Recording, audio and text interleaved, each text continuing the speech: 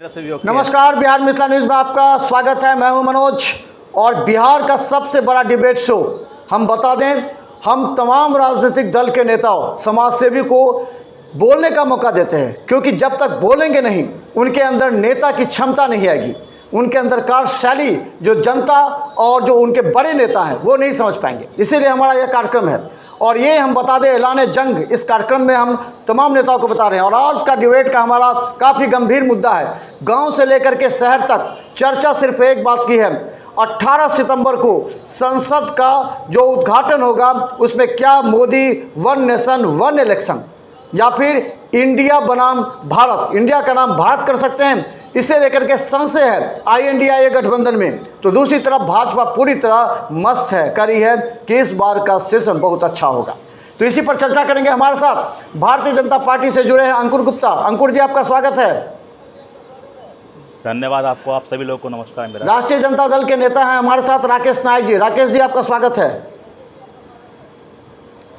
और हम बता दें, समाज सेवी हैं नंद किशोर यादव जी, आपका स्वागत है। नंद किशोर जी, जो इस समस्या को, इस पूरे देश को और राज्य को आपने गंभीरता से समझा और इसको उठाने के लिए हम लोग को, छोटे प्रतिनिधि को मौका मिला, इसके लिए तो चलिए हम इस मुद्दे को तमाम जनता को कहना चाह रहे हैं, दर्शकों को कहना चाह रहे हैं। देखिए आपके नेताओं के अंदर कितना कैलिबर है, जिसका आप फॉलो करते हैं, जिसको आप फॉलो करते हैं वो आप गंभीर मुद्दा पर अपना क्या विचार व्यक्त कर पाते हैं। और इसी मुद्दा पर हम बता दें, सबसे बड़ी बात, संशय का स्थिति उत्पन्न कर दिया भारतीय जनता पार्टी ने। अचानक ये बता दिया कि विशेष सत्र 18 सितंबर को। अंकुर जी, क्या मंशा है आपकी, क्यों आप दुविधा में डाल दिए हैं? कह रहे हैं कि कभी आप इंडिया का नाम हटा करके भारत कर देंगे, क्या आवश्यकता है आपको? वन नेशन वन इलेक्शन, इस पर क्या आवश्यकता है? संशय में क्यों रखे हैं अंकुर जी? देखिए, सबसे पहले ये बात कि 18 तारीख से जो विशेष सत्र बुलाई गई है, वो इससे पहले जो भी बैठकें होती थी लोकसभा, वो पुराने भवन में होती थी। और जो नया भवन बना है, तो सबसे पहले 18 तारीख को क्या पुराने भवन में सत्र बुलाया गया है। उसके बाद 19 तारीख को जितने भी लोकसभा के मेंबर लोग हैं, वो सारे लोग नए भवन का जो निर्माण हुआ है उस भवन में बैठकर वहाँ से उसका शुरुआत किया जाएगा। तो इसको लेके बुलाया गया है विशेष सत्र 18 तारीख को। तो मुझे नहीं लगता है कि ये कोई बड़ा मुद्दा है जिसको लोग आज के टाइम में जो विपक्ष के लोग हैं उसको मुद्दा बनाए हुए। अरे भैया, पुराने लोकसभा भवन में पहले सत्र बुलाया जाता था, अब नए भवन जो बना है, जो सभी लोकसभा के जितने मेंबर लोग हैं, पार्लियामेंट के मेंबर लोग हैं, वो लोग उसमें अब बैठेंगे, बैठ के अपनी बहस करेंगे, पक्ष विपक्ष करेंगे। तो उनके लिए अब देखिए, देश के यशस्वी प्रधानमंत्री नरेंद्र मोदी जी का भी 18 तारीख को उन्होंने बुलाया, तो उन्होंने ये नहीं कहा है कि सब आदमी नए भवन में आइए। जो पहले भवन चलता था उसी भवन में सब आदमी पहले एकत्रित होंगे। उसके बाद 19 तारीख को सब कोई जो नया भवन बना है उसमें इंडिया होगा कि भारत होगा? इंडिया होगा कि भारत होगा? उसमें देखिए, इंडिया का नाम जब खुद ही विपक्ष के लोगों ने बांट रखा है टुकड़ों में, इंडिया, जो लोग कहते थे इंडिया, लेकिन अब ये कहते हैं इंडिया। इनको इंडिया कहने का अधिकार नहीं, इन्होंने तो उसको टुकड़ों में बांट रखा। ये अपने मुंह से ये क्यों नहीं कहते हैं I.N.D.I.A? ये कहें। इन्होंने जो टुकड़ों में बांट रखा इंडिया, जो शब्द हम लोग पहले कहते थे इंडिया मीन्स भारत होता था, अब इन्होंने टुकड़ों में बांट दिया। तो इनसे अपेक्षा हम लोग क्या कर सकते हैं? इसलिए उसका नाम भारत तो भारत 18 सितंबर को भारत हो जाएगा। हर आदमी के जुबान पे भारत के नाम पे समर्थन 18 सितंबर को भारत हो जाएगा। राकेश जी, इंडिया का नाम भारत हो गया, ये मान के चलिए, ये मंशा साफ हो गई है भारतीय जनता पार्टी की। आप इसे स्वीकार क्यों नहीं करते? पहले हिंदुस्तान था, आर्यावर्त था, तो अब भारत ही हो जाएगा, तो कौन सा बड़ा बात है? स्वीकार करने में क्या दिक्कत है आपको? राकेश जी,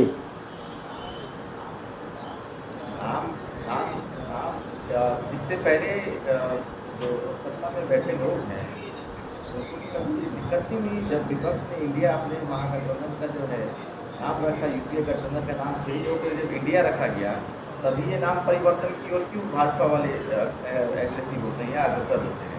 नाम बदलने की राजनीति भाजपा की बहुत पुरानी रही है। सड़क बदल दो, नाम बदल दो, देश बदल दो, तो सब चीज़ बदलने का और बेचने का ही काम रहा है।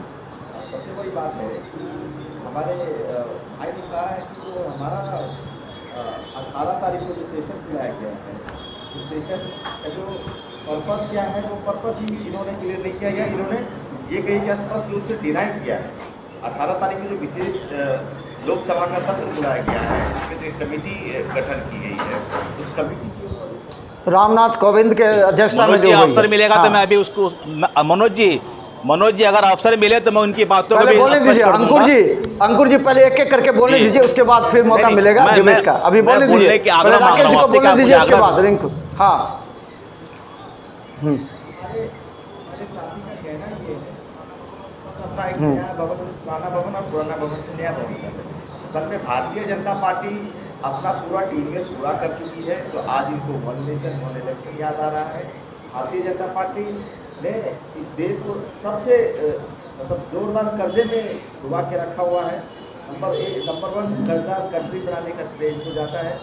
भारतीय जनता पार्टी आज आरक्षण के ऊपर बात नहीं करती है। जहाँ जहाँ लोग आरक्षण आज ये मैं पूछना चाहता हूँ कि देश में सर्वे हर किसी वस्तु, हर किसी चीज सभी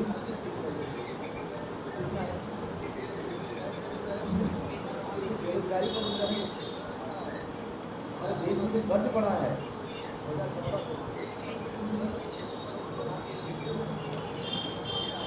चलिए आज का मुद्दा इस पर और भी चर्चा करेंगे राज जी। आज का मुद्दा सिर्फ ये है, वन नेशन वन इलेक्शन। हाँ हाँ मैं हाँ। मनोज जी, मैं एक बात स्पष्ट कर देना चाहता हूँ कि जब तक विपक्ष ने इंडिया को हम्म। नहीं अपनाया था या इंडिया नाम नहीं रखा था, डर गई है। तब तक तो बीजेपी वालों को कोई समस्या नहीं थी। अब भारत रखे, आर्यभट्ट रखे, हिंदुस्तान रखे, तब तक तो किसी को कोई समस्या नहीं थी। लेकिन जैसे ही तीसरी बैठक इंडिया की मुंबई में होती है, उसी दिन ये विशेष सत्र बुलाने की घोषणा करते हैं। उसी दिन इन्होंने- आपकी मुंबई डर की गए, बैठक डर सफल गए। हुई थी। चलिए अच्छा ठीक माननीय ठीक है, आप मौका मिलेगा, मित्र मौका भाई। मिलेगा अंकुर जी, आपको मौका मिलेगा। अब नंद किशोर नहीं, जी हैं, इनकी जो नंद किशोर मुंबई जी में जो बैठक हुई एकदम- थी I.N. एक मिनट अंकुर जी, उसकी- अंकुर जी वो सफल आपको हुई थी। मौका मिलेगा जरा। जी। नंद किशोर जी समाज सेवी हैं, एक समाज सेवी का भी दायित्व बनता है कि वो अपने देश में हो रहे बदलाव जरूर, को रखे। जरूर, जरूर, बोलिए जरूर। नंद किशोर जी आप। जो देश की स्थिति है, ये क्यों दोनों पार्टी, चाहे वो इंडिया हो चाहे एनडीए हो, ये समस्या कहाँ से उत्पन्न हो रही है कि भारत हो जाए, इंडिया हो जाए। हमारा देश धर्मनिरपेक्ष देश है, इसमें सभी लोगों को अपने अपने अधिकार, अपना अपना दायित्व मिला हुआ है। उसके लिए ये कहाँ से नया, ये जब वन नेशनल वन चुनाव की बात हो रही है, तो आज ये पूरे लोकसभा का टर्म मोटा मोटी पूरा हो चुका है और विकास की बात नहीं हो रही है, बेरोजगार की बात नहीं हो रही, महंगाई की बात नहीं हो रही है। ये वन नेशनल वन चुनाव की बात हो रही है। ये कोई समस्या नहीं है। समस्या जो है देश का मुख्य समस्या है बेरोजगारी, महंगाई। बेरोजगार को कोई जॉब का भारत सरकार जो बोले थे कि हर साल 2 करोड़ लोगों को नौकरी दिया जाएगा, ये नौजवान यहाँ ठगा महसूस कर रहे हैं। ये बहुत बड़ी समस्या है। ये भारत हो जाए या इंडिया हो जाए, ये कोई समस्या नहीं है। हमारा देश हिंदुस्तान जिसका नाम है, यहाँ डाल डाल पे सोने की चिड़िया बसेरा करते हैं। हमारा देश धर्मनिरपेक्ष देश है। ये लोग झूठे का एक मुद्दा लाकर, ये विशेष मुद्दा ला करके जिक्र करें। हाँ चलिए, इसे एक चीज़ नंद किशोर जी, एक छोटा सा सवाल है आपसे, आप बता दीजिएगा जनता की क्या समस्या। आज जनता जाती है प्रखंड में, हम बिहार सरकार और केंद्र सरकार दोनों को कहते हैं। बिहार एक जनता जाती है ब्लॉक पर, क्या क्या समस्या होती है। एक जनता थाना पर जाती है, क्या क्या समस्या आती है, ये बताइए ना बिहार सरकार और केंद्र सरकार को। जी, मनरेगा में पैसे नहीं मिल पा रहे हैं। समस्या है सर। एक ब्लॉक पर जाइएगा तो जो लोगों हैं, मतलब एक छोटे से छोटी समस्या के लिए भटकते रहते हैं, कोई देखने वाला नहीं है, किसी जनप्रतिनिधि का उस पर निगरानी नहीं है। थाना पर अंबार बना हुआ समस्या का, कोई निदान करने का जगह नहीं बना हुआ है और कोई उच्च अधिकारी इसको मतलब कि साप्ताहिकी या अति पर इसका हर ब्लॉक का अति किया जाए। राशन कार्ड बनाने का, वृद्धा पेंशन के लिए, इंदिरा आवास के लिए, मनरेगा में काफ़ी मतलब कठिनाई लोगों को हो रहा है विगत। चलिए निश्चित तौर पर अब अंकुर जी बताइए, अब डिबेट शुरू होगा। अब डिबेट शुरू होगा, एक दूसरे को क्रॉस कर सकते हैं। देखिए जनता वो है जो प्रखंड पर जाती है, थाना पर जाती है, उसकी बात नहीं सुनी जाती है। मनरेगा के पैसे समय पर नहीं आते, मनरेगा में काम मजदूरों की जगह जेसीबी से लिया जाता है। ये आम समस्या है। शौचालय के पैसा के राशि नहीं भुगतान हो पा रहा है, अभी तक शौचालय की राशि बहुत जगह भुगतान है। राशन कार्ड से नाम हो, ये वो वोटर है 60% जो वोट डालेंगे, लेकिन आप इंडिया और सीधे भारत पर लग गए। वन नेशन वन, जनता की जो मूलभूत समस्या उसको कौन सुनेगा अंकुर जी? सर आपकी बात जो है उसका जवाब मैं दूंगा। पहले तो मैं अपने जो हमारे साथ डिबेट में बैठे हैं मित्र हमारे राकेश नायक जी, उनके कुछ सवाल थे, उस पर मैं थोड़ा जवाब दे दूं, क्योंकि जनता उस जवाब को सुनने के लिए बेचैन बनी हुई है। इन्होंने कहा है कि नरेंद्र मोदी जी ने विशेष सत्र बुलाया, किस लिए बुलाया, किस आधार पर बुलाया? तो मैं इनको बता देता हूँ कि वो सत्र बुलाने का तो मैंने तो थोड़ा सा बता ही दिया था कि भाई पुराना जो भवन था उस भवन से नए में सत्र में लोग बैठेंगे, तो एक उसके लिए। दूसरा, 17 तारीख को हमारे देश के यशस्वी प्रधानमंत्री नरेंद्र मोदी जी का जन्मदिन है, 18 तारीख को सत्र बुलाई गई है। तो सबसे पहले तो लोग जो भी हो जिनका जन्मदिन है, हम लोग तो इनके विपक्ष के लोगों का भी जन्मदिन मनाते हैं अपने साथ में, तो उनको पहले बधाइयाँ मिलेंगी। दूसरा है कि मान लीजिए अभी जो सबसे भारत का जो सबसे नाम गौरव हुआ है चंद्रयान 3, जो सबसे बड़ी उपलब्धि भारत के लिए है। यहाँ लोग क्या कहते हैं कि अपने झंडा पे चांद लगाते हैं, और आज भारत ऐसा देश है कि क्या कहते हैं चंद्रयान पर अपना तिरंगा झंडा वन नेशन वन इलेक्शन और इंडिया का नाम भारत बदलने की आवश्यकता क्या है? हम बता तो रहे हैं। अरे हमारे विपक्ष ने जो सवाल पूछे, हमारे विपक्ष ने जो सवाल पूछा है उस सवाल का हम जवाब दे रहे हैं उनको कि चंद्रयान 3 ऐसी सफलता मिली है कि हमारे विपक्ष के लोग क्या कहते हैं झंडा पे चांद लगाते हैं, चांद पर हमारा तिरंगा झंडा फहर गया। पता होना चाहिए सर सुन तो लीजिए मेरी, आपकी बातों को मैंने सुना है, अब उसको बहस करके जनता को तो सुनने दीजिए। आपके जो सवाल थे उन सवाल का जवाब मैं दे रहा हूं। मैं आपको उस सवाल का जवाब दे रहा हूं। आपके संगठन के लोग तो यहाँ वन नेशन वन इलेक्शन पर बताइए, संगठन के लोग इंडिया का नाम भारत को सफलता मिलती है, लोग नासा को बधाइयां देते हैं, तो उनसे हम क्या अपेक्षा करेंगे? आपके संगठन के लोग, माननीय मित्र मंदिर मस्जिद के मुद्दों से मित्र बंधु, आपके लोग जो है ईर्षों को सफलता मिलती है और नासा को लोग बधाइयां देते हैं, तो उनसे अपेक्षा करने की कोई बात नहीं है। दूसरा, हमारे पूरे भारत में आज हमारा भारत विश्व गुरु बना कि 20 कंट्री के लोगों का अध्यक्षता आज हमारे देश के प्रधानमंत्री नरेंद्र मोदी जी ने G20 के माध्यम से किया। उसमें जो प्रस्ताव पारित हुए हैं सुन तो लीजिए, उसमें अरे सुनने की शक्ति रखा कीजिए सर, सुनने की शक्ति रखा कीजिए।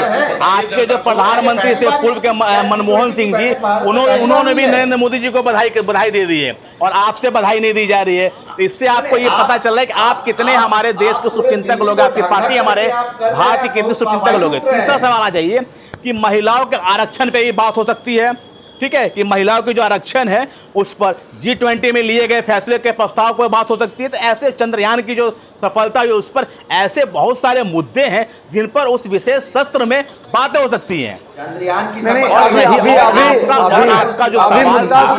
इंडिया का नाम भारत, श्रीमान इंडिया का नाम भारत, बेरोजगारी पर कीजिए आप। अरे सुन तो लीजिए, आपकी जो पार्टी है, आपकी पार्टी बिहार की ही एक पार्टी है। चंद्रयान को चांद पर, आप क्या कहना चाह रहे हैं? अरे सफलता तो अरे उनके कार्यकाल में ही तो हुआ है। आप 70 साल से आपने राज किया, आपने 70 साल में क्या किया ये हमें बता दीजिए ना। आपके कांग्रेस की सरकार ने 70 साल से राज किया, 70 साल में आपने क्या उपलब्धि दे दी उसको बता दीजिए। आपने कभी भारत को आगे बढ़ने ही नहीं दिया। आज आप सत्ता में हो, आपके समय में हमें नहीं दीजिए। देश के सबसे प्रधानमंत्री नरेंद्र मोदी जी को धन्यवाद दीजिए कि उनके कार्यकाल 9 साल में उन्होंने जो काम करके दे दिया। आपकी सरकार ने 70 साल में उसका 10% भी नहीं किया रहता। अगर 10% भी किए रहते तो आज कांग्रेस को भी लोग जानते, ना कि उसको भूल जाते हैं। उसी कांग्रेस के जमाने में बना हुआ। अरे सर उनके जमाने में बना हुआ है, लेकिन उनके जमाने में ऐसे ऐतिहासिक कार्य तो नहीं हुए। ऐसी ऐतिहासिक सफलता तो नहीं मिली। बनाकर आप क्या कीजिएगा सो बताइए ना।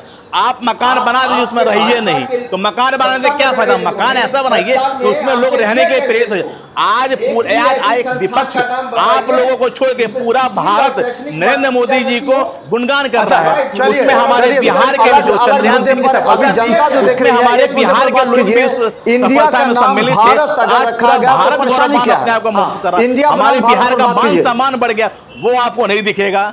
आप लोग उसको देख नहीं सकते हैं। आप लोग इतना बड़ा उपलब्धि हमारे भारत को मिली है, लेकिन आप लोग उनकी बड़ाई न करके उसमें भी खेमियां देख रहे हैं। भैया ये कैसी सत्ता है जो सिर्फ एक राज्य की सरकार हो?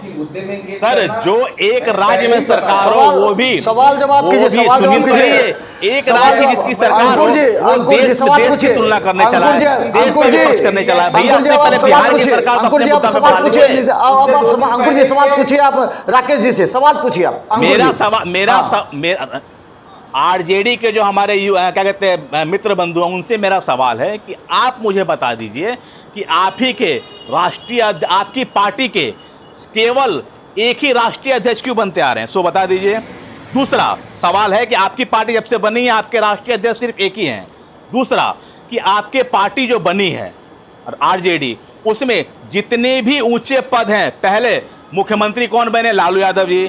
उसके बाद उन्होंने किसको बनाया, अपनी धर्म पत्नी को बनाया, राबड़ी देवी जी को। उसके बाद उनकी एक में सुन तो सर सवाल तो सुनिए सर, सवाल सुनिए, उसके बाद जवाब दीजिए। उप मुख्यमंत्री कौन बन रहे हैं, उनके बेटा बन रहे हैं। मंत्री कौन बन रहे हैं, उनके बेटा बन रहे हैं। राज्यसभा सांसद कौन बनी है, मीसा भारती उनकी बेटी बनी है। मतलब जितने भी सत्ता का सुख है वो सिर्फ और सिर्फ परिवार के लोगों के बीच में रहनी चाहिए, परिवार से बाहर नहीं जाना चाहिए। आपके राष्ट्रीय जनता दल के एक सवाल राष्ट्रीय अंकुर जी, आप सवाल पूछ के शांत हो जाइए, उसके बाद राकेश जी बोले। सवाल ही तो पूछ रहे हैं मिथिलेश मनोज जी, सवाल हम पूछ रहे हैं, सवाल सुने तो सही। कड़वा सच ये नहीं सुन सकते हैं परिवारवाद पे अगर बात करेंगे सर, ये कड़वा सच नहीं सुन सकते हैं। बीजेपी का दे दूंगा आपको। इनके लालू यादव जी जो अटल बिहारी वाजपेयी जी का गुणगान करते हैं, उनका गुणगान करते करते थकते नहीं है। उनके बेटा उनके द्वारा जो पार्क, उनके नाम पर जो पार्क बना था, उसका नाम का परिवर्तन कर देते हैं। उस वक्त कहां थी महागठबंधन, उस वक्त कहां था महागठबंधन? उस वक्त लालू यादव जी ने क्यों नहीं कुछ बोला? राकेश जी को जवाब दीजिए। अंकुर जी, राकेश जी को जवाब दीजिए। एक सवाल एक जवाब। अंकुर जी सवाल पूछ लिए, राकेश जी बता दीजिए जवाब कि आपके पार्टी में सिर्फ परिवारवाद क्यों राकेश जी जवाब है? दीजिए। आपकी पार्टी परिवारवाद से क्यों चलती है? अभी सबसे बड़ी बात यह है कि आज हम जिस विषय पे बैठे हैं उस विषय पे चर्चा ना हाँ। करके चर्चा किसी और बात देखिए, जनता देख रही है, उस मुद्दे को देख रही है। हाँ, सफाई से उस बात का जवाब देता हूँ। ये परिवारवाद की बात करते हैं। परिवारवाद का विषय अगर हम उठाएं तो बीजेपी का 50 पन्नों का लिस्ट है जो परिवारवाद। सर जी, भारतीय जनता पार्टी का हर राष्ट्रीय अध्यक्ष हर 3 साल में बदलते रहते हैं, 2 टर्म तक रहते हैं, ऐसा नहीं कि जीवन काल तक ही रहते हैं। आप दिखाइए ना हमको, संगठन का दिखाइए, संगठन के बारे में दिखाइए ना कि संगठन किस पे चल रही है।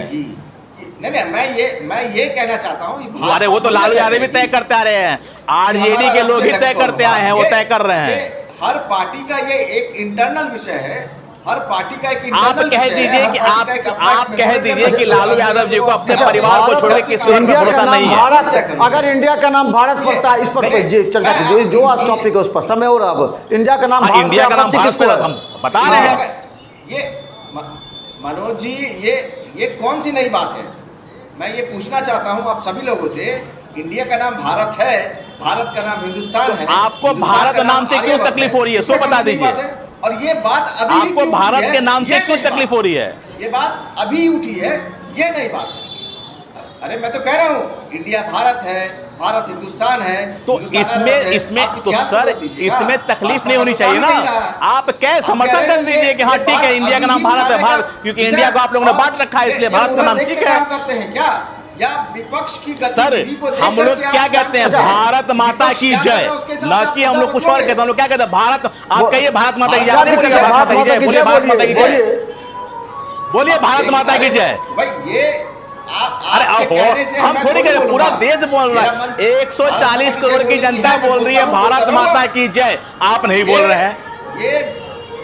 ये बीजेपी वालों का डिक्टेटरशिप है, सिवाय इसके और कुछ नहीं है। सर आप बोलिए कि आप भारत माता की जय नहीं बोलिएगा। बदलते हैं, चलिए, पूरी जनता देख रही है इस चीज को, भारत इंडिया है, पूरी जनता देख रही है, कहिए भारत माता की जय, आप नहीं बोलिएगा, मैं कहता हूँ भारत माता की जय। चलिए एक चीज सवाल, अब सवाल अंकुर जी, आप डर कितना गए हैं, कितना डर है आप में? एक साथ जो आपने 26 दलों को देख लिया है, आप डर गए हैं। आपने इंडिया गठबंधन की मजबूती को देख करके आप डर करके तुरंत आपने वन नेशन वन इलेक्शन किया, ताकि जो राष्ट्रीय दलों को फायदा पहुंचे। आप इंडिया का नाम भारत, G20 में भारत लिखा है पहली बार, तो क्या लगता है आपके पास बहुमत है तो उसको पास करा लीजिएगा, जनता इसे स्वीकार करेगी? मनोज जी, आपको जिसने कहा है कि हमारा एनडीए जो गठबंधन है वो डरता किसी से नहीं है, डरता तो 140 करोड़ की जनता के दिलों में नरेंद्र मोदी जी ने जगह जो बनाई है वो जगह नहीं बनाती। आपके और विपक्ष के कहने से लोग नहीं मानती है। 140 करोड़ की जनता वो जानती है कि देश कैसे चल रहा है और कितना सुरक्षित चल रहा है। रही बात कि आप जो कह रहे हैं कि आपने जो सवाल किया, इसकी आवश्यकता क्या थी? सुन रहे हैं सर, अंकुर जी, आपने कहा है कि हम कांग्रेस से डर गए। भैया कांग्रेस से हम डर गए? आप बता दीजिए कांग्रेस है कहाँ? आपके यशस्वी प्रधानमंत्री कांग्रेस है कहाँ? आप हमें ये बता दिए ना। राकेश जी बोले दीजिए, मुंबई में इनकी बैठक होती है, लोग निकल के चले आते हैं। बोले दीजिए। हाँ सर, आप कहते हैं कांग्रेस से हम डर गए, आप हमारी बता दीजिए कि हमारे बैठक में कहाँ हमारे कार्यकर्ता उठ के जाते हैं। इन्होंने मुंबई में बैठक बुलाई थी, आपसे मैं सवाल पूछता, आप कह रहे हैं कि एनडीए डर रही है। आप इस बात का जवाब दे दीजिए कि मुंबई में जो बैठक हुई थी उस बैठक में कितने लोग सम्मिलित हुए, कितने लोग सम्मिलित होकर वहां से आधे में से उठ के चले गए? क्यों चले गए? क्यों चले गए? आप हमको इसका जवाब दिए। बिहार के मुख्यमंत्री हो या और भी जो लोग हो, क्यों चले गए? केजरीवाल जी लोग हो, ये लोग क्यों वहां से आधे में से छोड़ के चले गए लोग? डर किसे है? डर कांग्रेस रही है। हर बात पे मुद्दा छेड़ दे रही है, बिना उसको इस बात को एक्सेप्ट नहीं हो रहा है कि कल तक एक चाय बेचने लगा बेटा आज प्रधानमंत्री बनकर देश का जो नाम रोशन किया है, आज पूरे भारत में, पूरे विश्व में कह दीजिए भारत को लोग मान रहा है। भारत के हर एक नागरिक जिस जो दूसरी जगह रहते हैं उनका मान सम्मान हो रहा है। किस लिए? 17 साल में तो किसी को नहीं हुआ। 17 साल से भी लोग रहते थे दुबई में, वहां के लोगों को क्यों नहीं मान सम्मान मिलता? अंकुर जी अब राकेश जी को सुन लीजिए। अंकुर जी अब राकेश जी को सुनिए। हाँ, India is the proud country. आज सुन लीजिए, पूरे विदेश के लोग सुन कह लीजिए, रहे हैं। जनता सबका सुनना चाहती है, सबका जनता सुनेगी। हाँ, मैं बहुत ही संजीदगी से, बहुत ही जवाबदेही से इस बात को बताना चाहता हूँ। बीजेपी को हर मूवमेंट की चिंता होती है कि कितने लोग बैठक में थे, नजर रख रही है आप पर नजर रख रही है। ये देश बैठक में जो उठ के आते हैं वही बताते हैं कि हम लोग बैठक छोड़ के चले आए हैं, हम संतुष्ट नहीं हुए हैं। इनके पास अपना एजेंडा कुछ नहीं है, इनके पास अपना एजेंडा कुछ नहीं है। ये लास्ट मोमेंट पर ये निर्णय लेते हैं। ये जिस तरीके का मजबूती इनको इंडिया के गठबंधन में दिख रहा है, उसके अनुसार ये अभी इन्होंने अपना टर्म पूरा कर लिया। अब ये बताइए, इस देश में जितनी बीजेपी की शासित राज्य हैं, उससे कहीं ज़्यादा विपक्ष की पार्टियां वहाँ पर जो शासन कर रही हैं, विपक्ष का मुख्यमंत्री है वहाँ पर। क्या इन्होंने जो 8-9 लोगों की कमेटी बनाई है, उसमें एक व्यक्ति विपक्ष का इन्होंने चुना था, उन्होंने भी अपना नाम वापस ले लिया? क्या ये देश की लोकतांत्रिक प्रक्रिया है? आपने इस देश में जितनी भी पॉलिटिकल पार्टियां हैं, क्या उनके साथ कोई मीटिंग की? आपने सीधा बोर्ड गठन कर दिया? आपने उन आपके खड़गे जी हैं, आपके खड़गे जी हैं उसमें स्टैंडिंग कमेटी में आपने नहीं चुना? वो तो G20 से भी उनको नहीं मिला तो वापस उसी समय करेंगे, नहीं हजम ही नहीं होगी। नहीं आते G20। मनोज जी आपका, मनोज जी एक छोटा सा राकेश जी एक मिनट राकेश जी, मनोज जी एक मिनट। राकेश, मनोज जी आपने कहा, आपने पूछा मुझसे, आपने मुझसे पूछा। राकेश जी एक मिनट सुन लीजिए। उसको तोड़ मनोज जी, आपने पूछा वन नेशन वन इलेक्शन, आपने मुझसे एक सवाल किया। किसान का मुद्दा लाया। मनोज जी आपका एक सवाल था वन नेशन वन इलेक्शन। हमेशा ही चलिए अब नंद किशोर जी को बोल दीजिए। राकेश जी एक छोटा सा एक सवाल का जवाब दे दीजिए आप मुझे सिर्फ। राकेश जी एक सवाल, मनोज जी सिर्फ एक सवाल पूछने की इजाजत, एक सवाल, एक वन नेशन वन इलेक्शन पे एक सवाल है मेरा। वन नेशन वन इलेक्शन पे एक सवाल है। इंदिरा गांधी के समय में लागू एकदम हुआ था। 67 तक चल रहा था। राकेश जी मेरा सवाल का जवाब, एक छोटा सवाल मनोज जी। ये लगभग एकदम चलो, तो फिर तैयार हो जाइए ना आप। राकेश जी तैयार हो जाइए, क्या दिक्कत है? तैयार हो जाइए ना। यही सवाल मेरा है। राकेश जी तैयार हो जाइए। मनोज जी 1952, मनोज जी 1952 से लेकर, मनोज जी 1952 से लेकर 1967 तक किसकी सरकार थी? चला 1952, राकेश जी 1952 से 1967 तक किसकी सरकार थी? वही बात तो मैं पहले भी बता रहा हूँ आपको। सर मनोज जी राकेश जी आप मुझे बताइए कि आप 1952 से 1967 तक किसकी सरकार थी? और इन 5 सालों में वन नेशन वन इलेक्शन के तहत चुनाव होती थी या नहीं होती थी? निर्णय को एक तरफा लागू करना चाहती है। अरे सर राकेश जी इन्होंने जो स्टैंडिंग कमेटी का गठन किया है, वही राकेश जी सवालिया निशान के घेरे में है। उस स्टैंडिंग कमेटी में एक देश के सबसे बड़े महंगे वकील भी हैं। मैं आपको इस मंच से बता देना चाहता हूँ, इस देश के मैं उनका नाम नहीं लूंगा, सबसे महंगे वकील भी हैं। और वो वकील आपने रखा है क्या उन वकील को? लोग हैं, ललित मोदी जैसे लोग का केस लड़ते हैं। इतने महंगे वकील को अगर आप लोग जान रहे हैं तो आप लोग क्योंकि चारा घोटाला में फंसे हैं, तो लगता है कि आप लोगों ने उन्हीं को वकील के रूप में रखा होगा केस लड़ने के लिए लालू यादव जी का। रिपोर्ट क्या होगा वो सब तैयार है। मनोज जी 1952 से 1900 विशेष सत्र पास करवाना है, पास हो जाएगी। जो सरकार थी, किसकी सरकार थी, और उस सरकार में वन नेशन वन इलेक्शन होता था या नहीं होता था, इसका जवाब मुझे दिला दीजिए। देखिए नीतीश कुमार ने पहले कर दिया, नीतीश कुमार ने पहले कर दिया था कि हम जा रहे हैं चुनाव की तैयारी करने, क्योंकि ये बीजेपी सरकार कभी भी चुनाव करा सकती है, ये डर पहले से भी था, और 19 तारीख को ये हो जाएगी। इन्हें हजम नहीं हो रही है, इन्हें नहीं हजम नहीं हो रही है। निश्चित देखिए हर विपक्ष की पार्टी का ये कहीं ना कहीं एक मजबूत। नंद किशोर जी को बोलने दीजिए। अब नंद किशोर जी समाजसेवी हैं, नंद किशोर जी एक समाजसेवी वोटर भी हैं, इनको भी बोलने दीजिए। एक समाजसेवी को राय रखने, कोई समाज के भी जाते हैं। नंद किशोर जी बोलिए, क्या इंडिया का अगर चुनाव होता है एक साथ तो क्या विपक्ष जो है बहुत मजबूती ढंग से अपना बना रहे हैं, और देश की मुख्य समस्या जो है, भारत हो जाए या इंडिया हो जाए, हिंदुस्तान हो जाए, इससे कोई देश का विकास नहीं होगा, नौजवानों को नौकरी नहीं मिलेगा, गरीबों को जो है न्याय नहीं मिलेगा, जो सही प्रक्रिया है देश का उस कोई मुद्दा ही नहीं है। आज क्या जरूरत पड़ गया कि ये वन नेशनल वन चुनाव की बात आ रही है। अरे यहाँ विकास की बात होना चाहिए, महंगाई की बात होना चाहिए।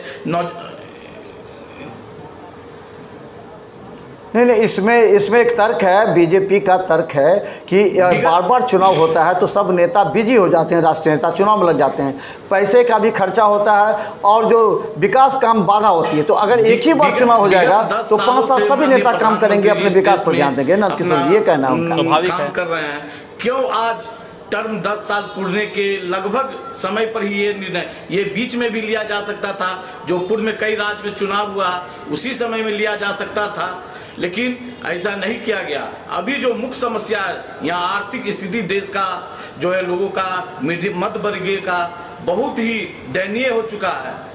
इसका निदान के लिए सरकार कोई पहल नहीं करी जाए। केंद्र सरकार हो 3 साल से गरीबों को इंदिरा आवास नहीं मिल रहा है। आप पता कर लीजिए, गांव में शहर में सभी जगह विकास बाधित है। ये किनके कारण हो रहा है, ये जनता माफ नहीं करेगी, चाहे राज्य सरकार हो चाहे केंद्र सरकार हो। ये जनप्रतिनिधि लोग चुनाव जीत के जाते हैं, गरीब की समस्या का निदान के लिए कोई प्रयास नहीं करते हैं। गरीब अपने दुख में झेल रहे हैं, लेकिन कोई अभी मान लीजिए ये देश बहुत ही अथी स्थिति से गुजर रहा है। नौजवान पढ़ लिख कर बेरोजगार पड़ा हुआ है, किसी तरह का न भारत सरकार की वैकेंसी हो रही है, राज्य सरकार कुछ वैकेंसी दे रही है, लेकिन इतना बड़ा मतलब बिहार या देश का आबादी है, उससे तो कुछ होगा नहीं। तो जो होना चाहिए, जो बेरोजगार को रोजगार, मैंने आपका ये कहना है कि वन नेशन वन इलेक्शन देश को विकास नहीं कर सकता, रोजगार नहीं दे सकता, महंगाई नहीं कम कर सकता। चलिए अब अंतिम सवाल पर हम अंतिम एक दो आदमी, राकेश जी और सीधा आप लोग कर सकते हैं। राकेश जी, एक सवाल ये है कि चुनाव आने वाला है, आप तैयारी में है ना? क्योंकि मान लीजिए कि बीजेपी वालों ने तैयारी कर ली है, आपने भी कहा है तैयारी कर ली है, कभी भी घोषणा हो जाएगी 19 तारीख के बाद, तो आप तैयार हैं ना? चुनाव में सीट का बंटवारा हो जाएगा ना पूरा? बोल दीजिए राकेश जी। बिल्कुल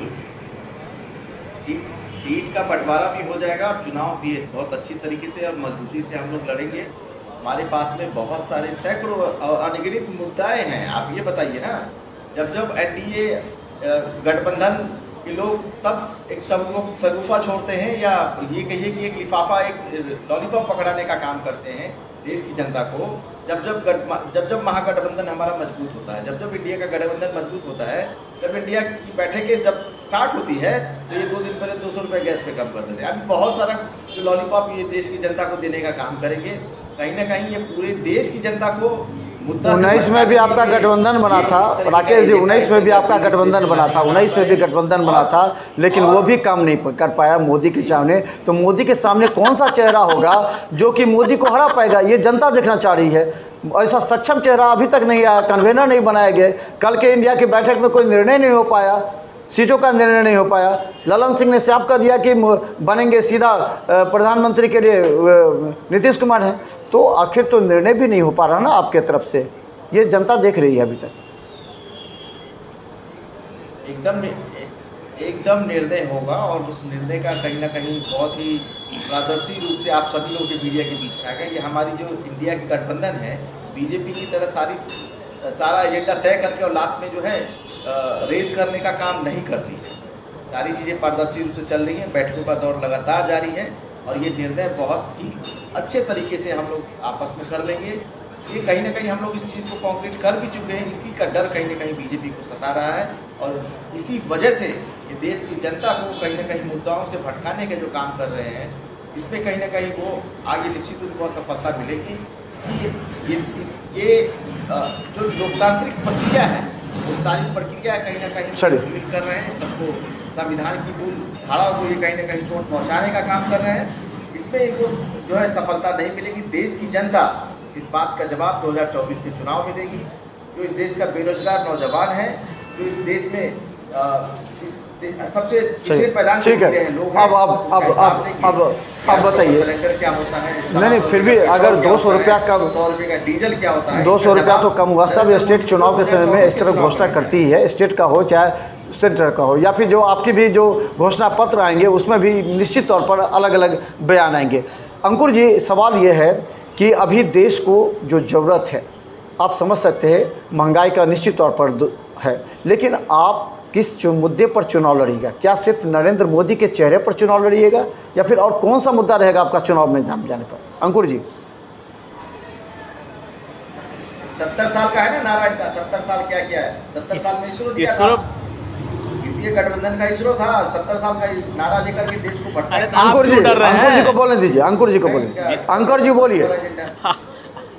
सर, सबसे पहली बात की रही बात चुनाव की, तो जो क्या कहते हैं विपक्ष दावा कर रहा है कि हम पहले तो भारत को बांट दिया उन्होंने नाम के हिसाब से, उनका अभी तक दूल्हा तैयार नहीं हुआ कि भाई उनका दूल्हा कौन बनेगा। दूल्हा अभी तक उनका तैयार नहीं हुआ कि दूल्हा कौन बनेगा उनका, ठीक है। जो एक राज्य की सर, जो एक राज्य की पार्टी है, बारात तैयार है, जो एक राज्य की सर 6 महीने बच रहे हैं, 6 से 7 महीने बच रहे हैं चुनाव को, 2024 चुनाव है सेहरा उतरने वाला सर। 2000 अरे हम पहले बोलने दीजिए, पहले अंकुर जी को बोलने दीजिए, राकेश जी अंकुर जी को बोलने दीजिए, उसके बाद फिर करेंगे। हाँ, वो क्या है, ये आपसे प्रमाण लेने की जरूरत नहीं है, वो 140 करोड़ की जनता प्रमाणित कर चुकी है उन्हें। आज 2014 में सुन लीजिए श्रीमान, सर 2014 में थे आप, सर सुन तो लीजिए, जनता कैसे प्रमाणित करती है, मैं आपको उसका उदाहरण देता हूँ। सर सुन, आपकी बात को मैंने सुना, मनोज जी इनकी बात को मैंने सुना, अंकुर सुनिए, राकेश सुन लीजिए उनका बात। हाँ बोलिए, इनकी बात को मैंने सुना था, ये भी कहेगी, ये भी सत्य को सुने, सत्य वचन जो उसको सुने, ये कठोर होगा लेकिन सत्य होगा। बोलिए। 2014 में इनके 4 थे, ठीक है। 2019 में जनता देखिए, जनता कितना इनको प्यार करती है। 2014 में 4 और 2019 में 0 बट्टा सन्नाटा। और रही बात 2024, तो 24 में भी भगवान के मतलब हमें लगता है जनता का जो ओपिनियन है वो हिसाब से वही रहेगा। जो एक राज्य की पार्टी बने वो चले देश को चलाने के लिए, जो सिर्फ परिवार की पार्टी रहेगी वो चलेगी देश को चलाने के लिए। वो नरेंद्र मोदी से सवाल पूछेंगे, नरेंद्र मोदी से सवाल पूछें। नरेंद्र मोदी जी हर रविवार के रविवार अपना जवाब देते हैं जनता को कि उन्होंने हफ्ते में क्या किया है। वो आपने आप नहीं सुनेंगे, उन्होंने हफ्ते में दिया किया है कि आप ही के पार्टी के लोग गमछा ओढ़ के राशन लेके चले आते हैं और कहते हैं कि हमें कुछ मिला नहीं। आप ही के पार्टी के लोग आयुष्मान कार्ड बनवा लेते हैं, कहते हैं कि हमें कुछ मिला नहीं। आप ही के पार्टी के लोग हर सुविधाएं ले लेते हैं। हम भारतीय जनता पार्टी, सुनिए मेरी बात को सुनिए, आयुष्मान कार्ड सिर्फ बात को सुनिए श्रीमान, आपकी बात मैंने सुना, मेरी बात सुनिए। आप फिर बात को काट रहे हैं। आप पूछेंगे हमारा जो एनडीए है वो किस मुद्दे पर चुनाव लड़ेगी, तो मुद्दा ही हम आपको बता रहे हैं। इस बार एजेंडा देने की जरूरत नहीं है, जनता देख रही है एजेंडा, अब देख रही है। जो लॉकडाउन इतना बड़ा आया उसमें वैक्सीन हमारे भारतीय जनता पार्टी ने दी, जिसमें आपके एनडीए जिसका आपका दूल्हा अभी तक तैयार नहीं हुआ, उन लोगों ने भी जाकर वैक्सीन लिया। पहले विरोध किया, बाद में वैक्सीन लेते हैं। वो राम मंदिर का जो सपना था वो राम मंदिर को भारतीय जनता पार्टी ने पूरा करके दिखा दिया। आज पूरा भारत का लोग गौरवमान है। वो मुद्दा हम लोग मुद्दा नहीं, हम लोग काम करके दे रहे हैं श्रीमान। आर्टिकल 370 हटाया, ये मुद्दा नहीं तो क्या है? जो लोग सोचते थे कि 70 साल में कहीं कुछ हो, कहीं कुछ आज हो, वो हमारे नरेंद्र मोदी जी ने, भारतीय जनता पार्टी ने 9 साल के अंदर में करके दिखा दिया। और रही बात कि आप कहते हैं ईर्षों का आपने ढांचा तैयार कर दिया, लेकिन उसमें भगवान की मूर्ति नहीं लगाई। नरेंद्र मोदी जी उसमें भगवान की मूर्ति भी स्थापित की कि आज पूरा भारत पूरा अपने आप को गौरव से गौरवान। तो चलिए हम बता दें, हमारा समय पूरा हो चुका है। और रही बात सुनिए, बहुत धन्यवाद सभी का, वक्ताओं का। सुनिए सर, सुनिए, सुनिए, मैं अपनी मैं नहीं जवाब आप मुझे ये दीजिए कि आपका दूल्हा कौन है? आपका दूल्हा कौन है ये बताइए मुझे। दीजिए। इन्होंने कहा कि आयुष्मान कार्ड अरे वो तो ये नहीं पूछती कि आप किस पार्टी के, आप किस दल के हैं, वो ये नहीं पूछती है कि आप किस दल के हैं। करते हैं अरे सर उन्होंने तो ये नहीं पूछा है कि आप किस दल के हैं। और हमारे जो नंदकिशोर यादव जी हैं जो कह रहे थे बेरोजगारी की बात, सुनिए नंदकिशोर यादव जी की कुछ बातों का मैं जवाब देता हूं कि हमारे जो सामान्य आम आदमी जो बैठे हैं हम दोनों के बीच में, उनके कुछ बातों का जवाब मैं देता हूं। नंदकिशोर जी आपके सवालों का जवाब ये है बेरोजगारी। आप मुझे ये बता दीजिए कि अभी जो हमारे बिहार के उप मुख्यमंत्री हैं वो रोजगार हैं या बेरोजगार हैं? जो आदमी 9वीं पास करके उप मुख्यमंत्री बन रहा है वो आदमी वो कहेगा कि हमारा बिहार बेरोजगार है? जो अनपढ़ मुख्यमंत्री बन जाती है उनकी राबड़ी देवी जी, वो हमारा बिहार के लोग कहेंगे कि हमारा बिहार बेरोजगार है? क्या बात करते हैं? जहाँ दारू उगाई हो रही हो वो सत्ते में रहे और कहें कि वो बेरोजगार है।